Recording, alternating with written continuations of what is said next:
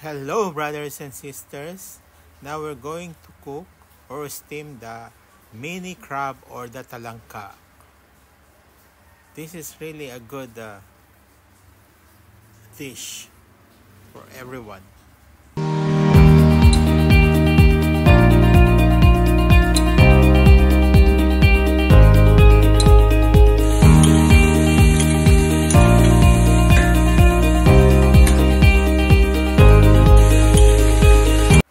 So let's start cooking the mini crab or the talangka.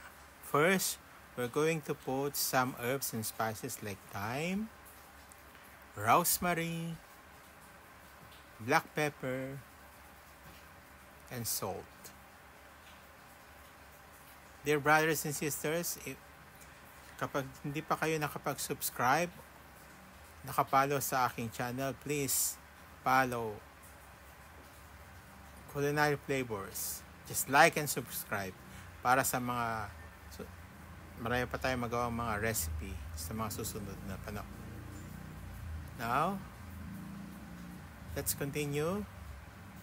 So I put some black pepper in there and olive oil, and then we're going to shake it. Keep shaking it to mix the ingredients.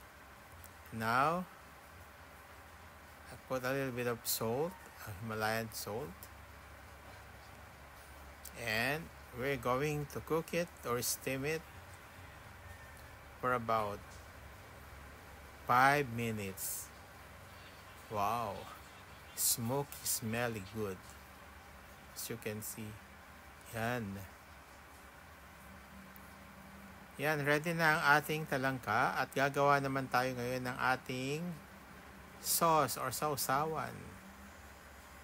Just put some parsley, Himalayan salt, and the balsamic vinegar with the black pepper and olive oil.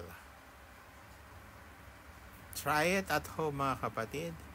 It's really good. And please don't forget to like and subscribe my channel. I hope you're gonna like it. Bye. Have a good day.